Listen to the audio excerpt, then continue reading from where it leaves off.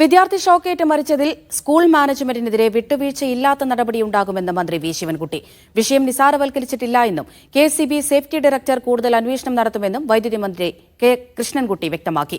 കുറ്റം പ്രധാനാധ്യാപികയുടെ മാത്രം തലയിൽ കെട്ടിവെച്ച് സർക്കാരിന് തലയൂരാനാകില്ല എന്നും സംസ്ഥാനത്തെ സ്കൂളുകളിൽ പ്രതിപക്ഷം സുരക്ഷാ ഓഡിറ്റിംഗ് നടത്തുമെന്നും പ്രതിപക്ഷ നേതാവ് വി ഡി സതീശനും പറഞ്ഞു.